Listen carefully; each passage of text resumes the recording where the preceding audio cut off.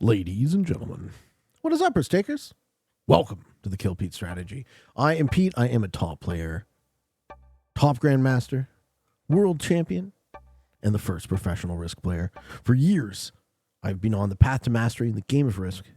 I've had the opportunity to share what I've learned with millions. If you are interested in learning a little bit more about our beautiful game, I invite you to subscribe to the channels and come along the ride with me. Look at this. Look at all of those trips right where I want them. Classic fixed, world domination. The former Risk meta settings.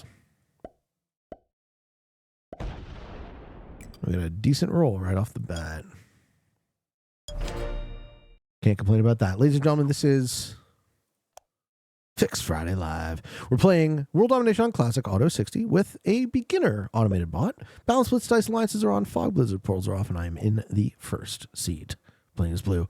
Kate says, I'm doing good, man, on a 231-day streak of watching the Kill Pete strategy and repeat. I love getting home and immediately going to check out the Wapow! You've been your games? Thank you. I'm so grateful that you guys like the show. It is a new intro, Llamas. Yeah. What do you think? I feel like a little, I'm not trying to undersell, but a little bit of accurate description of who is this man talking? I have to ask how long it took till you had the new intro memorized. I don't have it memorized. Well, fun wrinkle with that is that when I came home to start recording, my Rodecaster was broken. So I had to do a bunch of audio tests. So I just said the intro a million times. And Magenta's leaving my bonus. Right? Leaving? No, blocking. Oh, okay. Magenta would like to get suicided into. We can oblige. Mama says, I've only heard you say it the old way 9,000 times. Too many times, bro. Hey, doing Muffin Monday. Hello, hello. Sad I miss it? No, I mean, you'll get sick of it, I'm sure, pretty soon.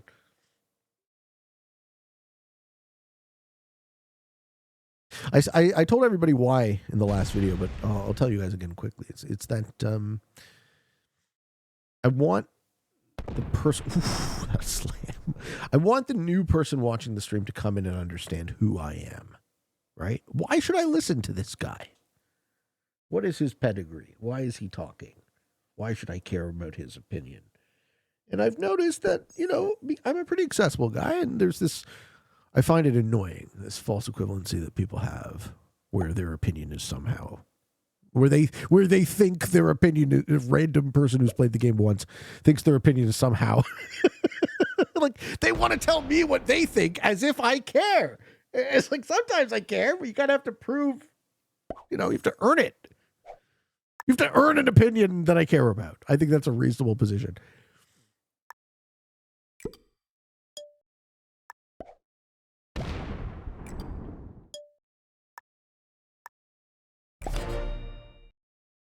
Okay. I don't know. Does that come off as arrogant? Is that an arrogant way to think? I've spent so much time on this game, you know, and I'm not perfect, and I don't always get it right, but God damn it, I do know what I'm talking about. I do. And I have the track record to prove it. I don't pretend to be perfect. I think anyone who does this is silly. Johnny says, I played a lot of games. In my professional opinion, you should have won this game 2 turns ago. I accept. I'll try harder next time. Not arrogant inside, just spitting facts. Just try to be reasonable. Making applesauce while watching Classic Fix. Ooh, are those fresh apples? That sounds delicious. If you earn the right to be a bit arrogant when playing, I hope to not be arrogant, right? I just hope to be realistic. Magenta is going to move to Europe now.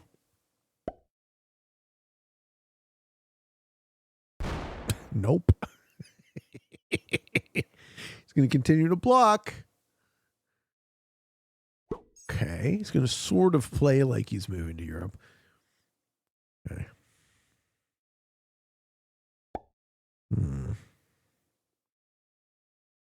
Chris says Dunning-Kruger noobs are going to tell you Australia's the only way regardless.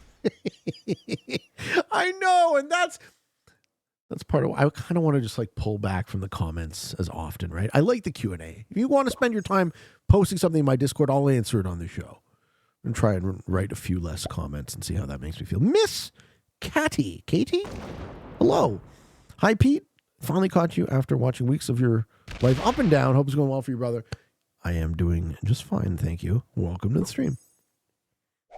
Have there been downs? I don't know if there have been too many downs recently.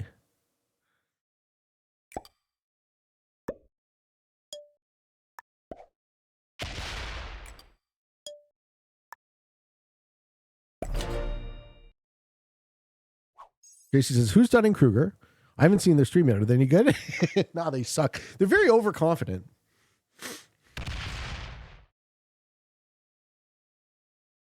Maddie says, I think you'd benefit from some coaching lessons as in being a risk coach.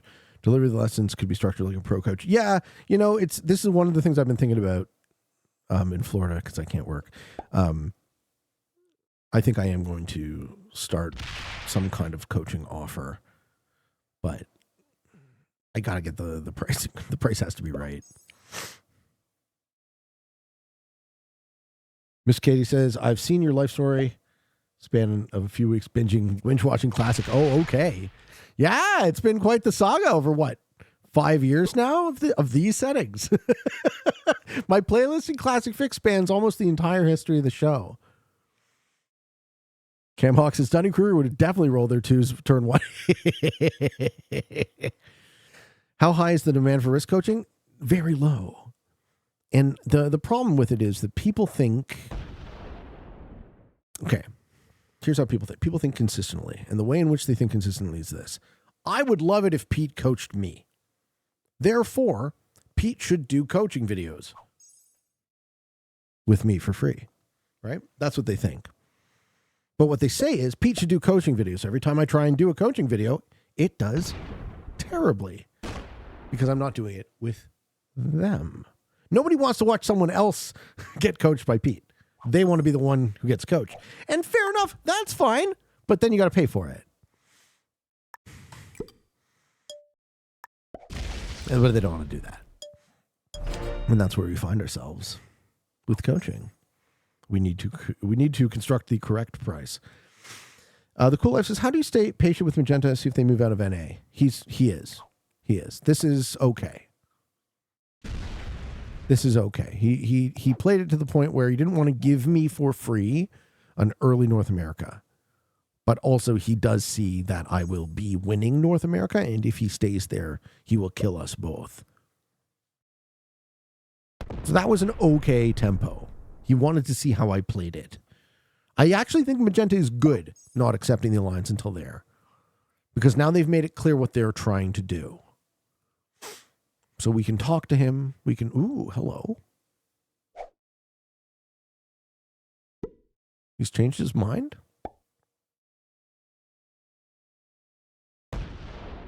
Oh my goodness. He's killing red. This guy is good.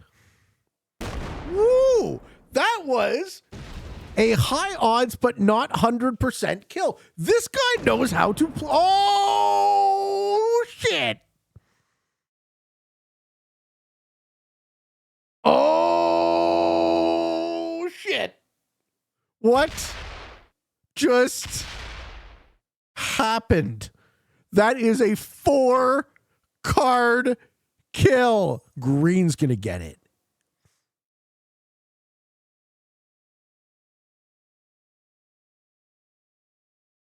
Do I get it? Yeah. I love you too. It was dumb. You should have split a 4 off. What are you doing? That was crazy. That was crazy. I knew death by Nash.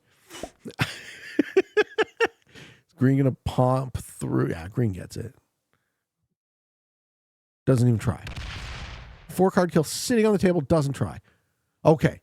Can White do it? White can do it with his set, I guess. And he blows through a 9 of mine to do it. Nope. I love this.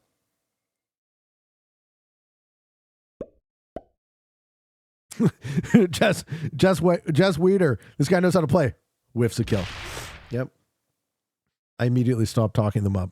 I mean, that was an easy thing to fail, too. Like, what the fuck?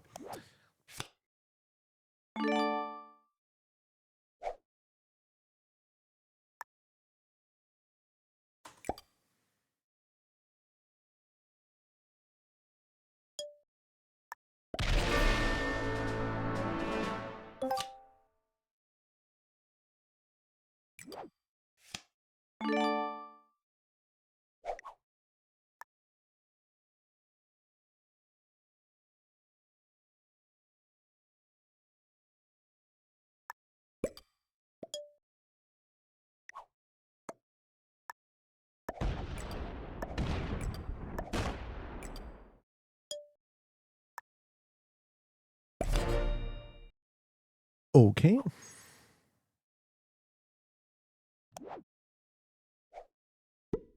Looks like a slider mistake. Well, no, because he split off at 3 when he had a 4.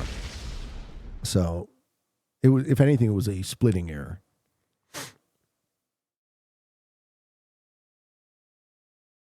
Right? Did I miss something?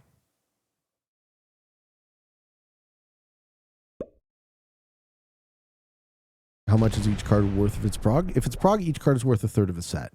In fixed, each card I would say is worth somewhere around 3. Not true 3, but somewhere around 3. No, a slider error is different than a splitting error. Yeah, that's what I meant. Yeah, all good. Slider error is when you set the dice value for the blitz at not the right value. A splitting error is where you split the wrong number of troops. Did they fix the slider value thing yet? They changed the dice algo. So the slider still works the way it worked before, but the dice algo is slightly better. So you need to, quote, need to slider less.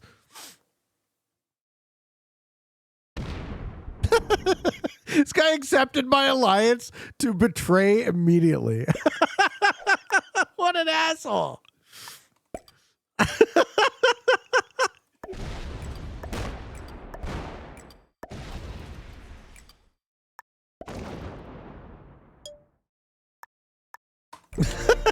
What a douche.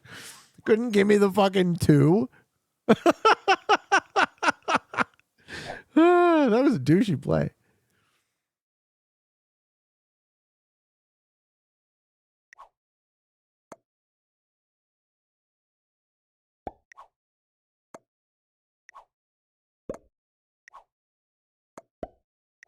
I want to see if Magenta wants to be nice with me.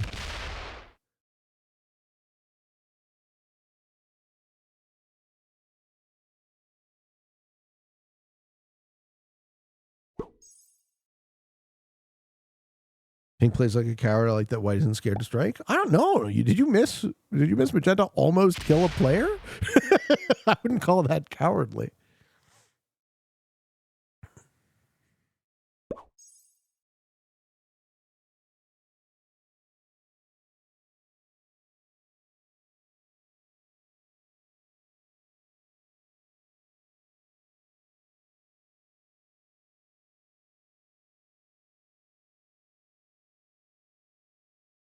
How the fuck did this get randomly added to the middle of this playlist?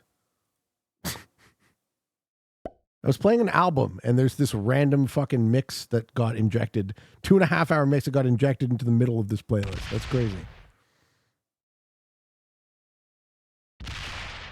Magenta's fucked.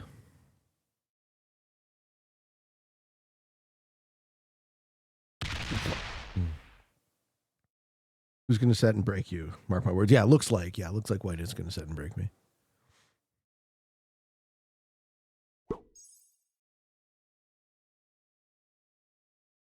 I kind of predicted that as well. Which is kind of funny because it would be way better for them positionally to just take a +5 and then be cool with me rather than provoke me into suiciding into them.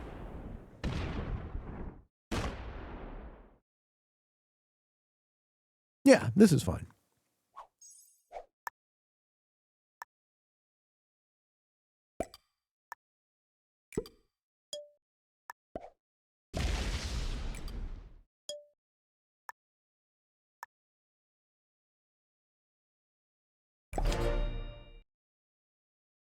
What are you listening to music on? YouTube Music. I'm in the YouTube ecosystem now.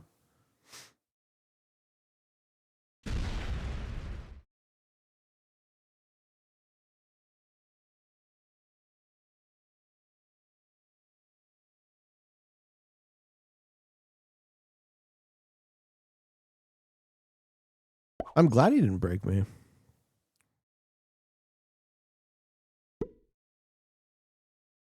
Why not back the 17 out of the 4 and match it? So the 17 isn't as much threatening magenta as it is threatening white. Magenta doesn't really have the ability to. They're kind of a vassal, right? Because they've weakened themselves so much, and I'm trying to get them to hit white. And if they did, I'd stay loyal, but I don't blame them for not because they're so weak. Yeah, this is classic fix, guys. Okay. How does green get out of the Australia position? Green arguably would be fine to kill purple here.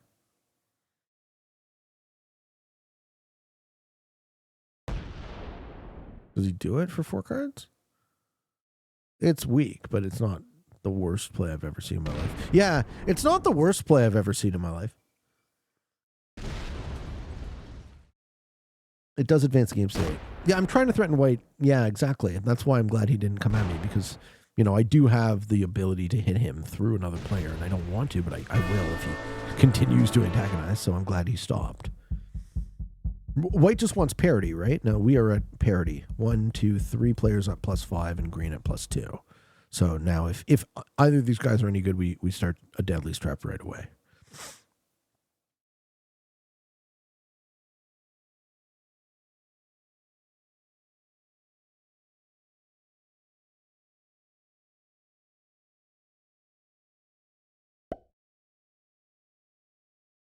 Oh, I wouldn't hit me.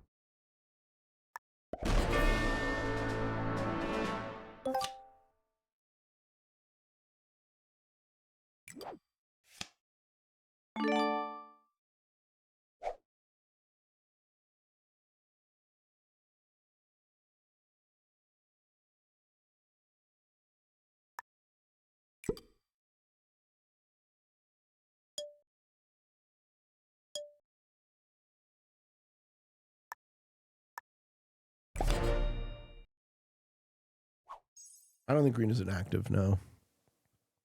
I think I just advanced the game state similar to the way green did. So we'll put white in initiative. I wonder how they play it. The board was stable. I didn't want stable. I want to advance as well. We go into the 3-player endgame.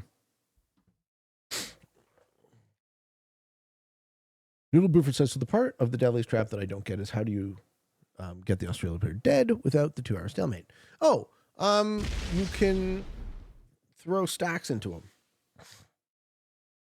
As long as you're communicating well with the other player or the other players, you can throw equivalent stacks into him until he's dead. Crescent because white will not Deadly's Trap. Yeah. Well, green's going to help shuffle.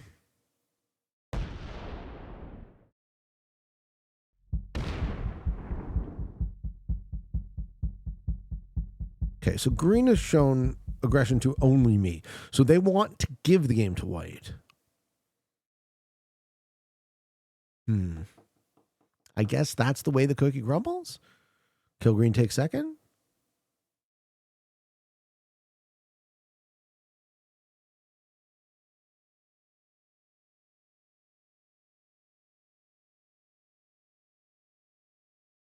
He didn't accept the alliance.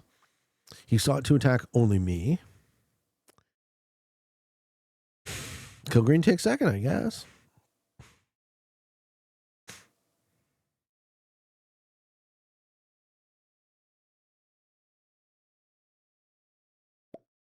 Okay, white disconnects here, which is a very odd moment to do that. So white's going to return then? White disconnects for value? The special type of scumbag.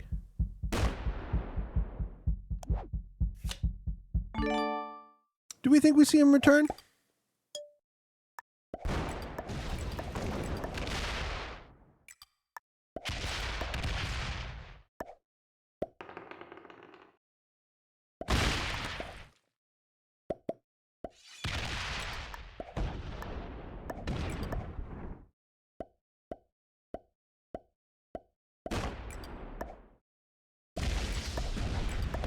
Yeah, he returned immediately.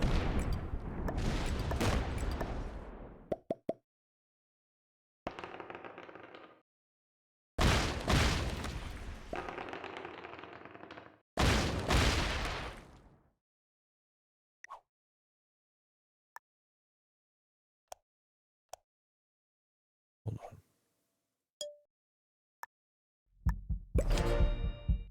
on. He checked. He's gone MIA. He's coming back. He's checking. This is the most obvious scumbag bot out we've had in a long time.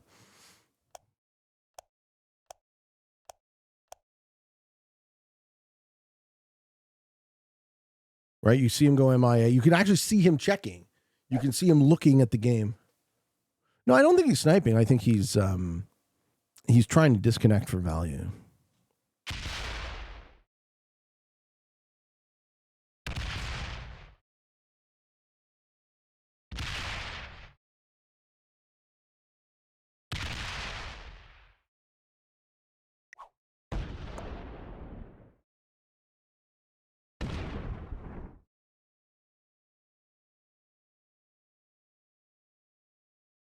What does disconnect for value mean? So the way the game scores placement for bots is a broken, terrible design that no one would ever choose, and it incentivizes and encourages players to disconnect. And so what it does is, in an automated bot game, the player earns the placement that their bot earns. So in this case, white as the troop leader, if both me and green fight each other to attrition, will win the game posthumously. Which green can get second? Now I'm going to try. Oh no, he's quit. Okay, well, green quit.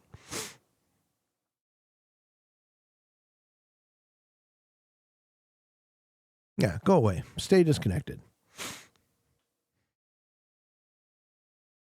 Goodbye.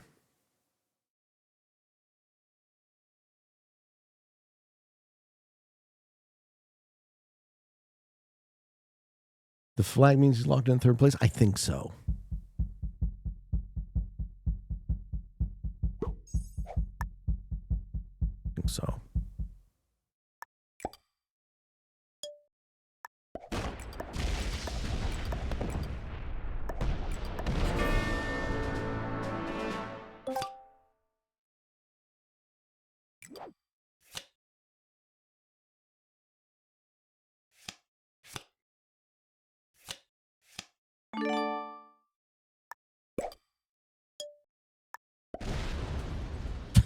-21 -14. Come on, game.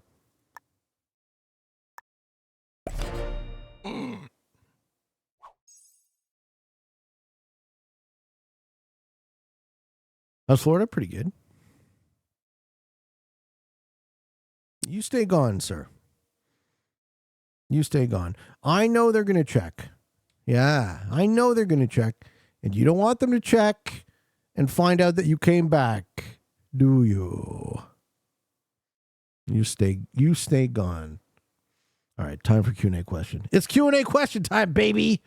You guys have a question? This guy's botting out. Throw your question in the Q&A thread. They'll be answered in the order in which they're given. And this question is from RI9TID. Rye9 Tide. Rye9 Tide. I think I got it. Hey, Pete, I just watched a long video from 5 days ago, and someone asked about religion. Oh, Jesus. You said all people are religious, whether they admit it or not. I'm wondering, it's not whether they admit it, it's whether they know it or not. I'm wondering, is that mostly because of morality? No, it has nothing to do with morality. You can be non-religious and moral, and you can be religious and immoral. Aren't religions basically moral guides based on faith? Oh, no. It's way more than that. This one's going deep, folks. Apologies for people who hate this topic. I don't blame you. I'm not the biggest fan, but I am the biggest fan of free speech and letting people ask questions. So I'm answering this question not because I want to talk about religion, but I'm answering this question because I want R9 Tide to have a chance to ask it. Okay? So please don't give me a hard time. If this question traipses over anything that you hold dear, I'm not judging you. Certainly not my place to do so. Okay, here goes. Also, I'm fucking glad you're dead, White. You're annoying. Do we think anyone was good at this game? I don't think anyone was good at this game. I like when you go deep. Thank you, Altface. We going in. The question is, I just watched your long video from 5 days ago. Someone asked about religion. You said all people are religious, whether they admit it or not. I'm wondering, is that mostly because of morality? Aren't religions basically moral guides built on faith in core ideas? No, they're far more than that. They are systems of control, thought control, and social cohesion, and all sorts of other great things too. Aren't like the Bible line where God sees what he's created and says it is good. Doesn't Sam Harris do something similar in his book, The Moral Landscape? He bases his secular ethics on well-being, which seems to assume that being itself is good. I don't think there's anything wrong with presupposing that being is good. And I think that is there's a practical reason for that. Let's continue. I don't want to gloss that over. I actually think that might be the deepest thing you said so far, right? If we do not associate our ontology with a moral good, then we might fall victim to some sort of sick, twisted belief that we are evil. The reality is we can do evil. We can do good, but you can't believe that you're evil and also maintain normal psychology.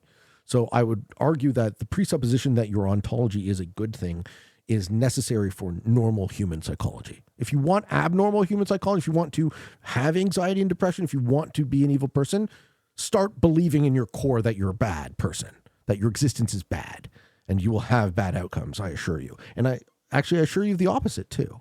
Right? Start believing that you are good and start doing good in your being, and you will have good return. Sorry to get on that tangent.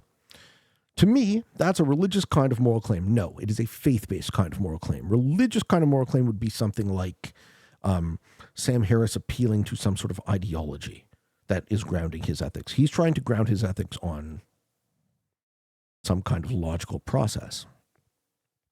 It does depend on what he means by well, though. It feels like Harris is basically Christian at heart, but he renames the system to distance himself from the Christians in the Bible's occasionally abhorrent stories and texts, which are mostly symbolic and metaphorical anyways, as far as I can tell, just to justify his views. A few more questions to think about. If even Harris's secular ethics rely on unproven basics about why existence matters, I don't think that's unproven. You exist.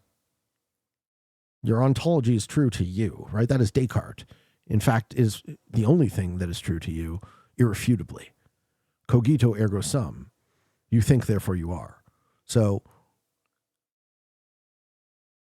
you might be saying it is not proven that your ontology is good. To that, I would say, do you seek to be sick? Do you seek to be in ill mental health? Do you seek to suffer? Right? Would you choose to suffer if you could choose not to?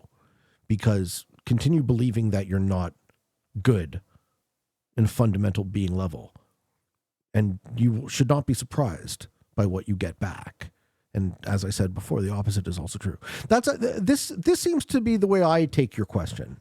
I hope it isn't colored by my own beliefs and my own presuppositions. Because you're right. He is making that presupposition, but I think he's making that presupposition for a reason. And I think the reason is correct. How do we separate religious from non-religious views without everything blending into one big search for meaning? What's wrong with that? What do you think? Could Harris's ideas stand on their own without pulling from Judeo-Christian notions of goodness? Or is the secret religion we're living with? When I say everyone is religious, I mean that everyone follows some sort of ideological process, whether or not they admit it. Everyone is beholden to all sorts of presuppositions based on faith. But it's funny that the direction I took your question, and I think the most interesting thing you asked, has to do with the assumption that you and me and all other beings could be anything other than good, that our existence could be anything other than good. All I ground my ethics in is humanism, right? So if it is good for humans, because I'm a human and you're a human, right? Like, there are very few ethical universals, as far as I can tell. I'm not a Kantian, but if you're killing kids, you're probably on the bad side. Stuff like that, right? The nascent human. We want more humans. We want children to be protected. We want the next generation to be cared for and nurtured. You were once a child. When you were, you needed to be cared for and nurtured. I could go into this kind of deep, I guess, and it's kind of getting off the rails. If you want to ask questions in the thread, folks, I always implore you, because it is something that has to be read out on the show, please edit for clarity, brevity, and coherence. This was a great question, and I think I'm missing it because it is not clear to me not clear enough to me what you're asking. And I would love to talk about that. That sounds super interesting. Ladies and gentlemen, defeating 2 novices, 3 beginners. Ladies and gentlemen, thank you for watching. Hope you all enjoyed this video. Do you think... I'll put this out to the YouTube audience. Anyone, please feel free to answer. Do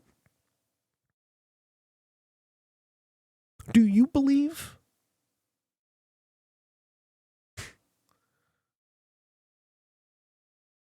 Do you believe that you're evil? Right? Do you believe that your existence, just by virtue of your existence, that you do more evil than good? Is your existence not at least good to you? It has to be, right? That's what I'll leave you with. It has to be. I love you. I love me.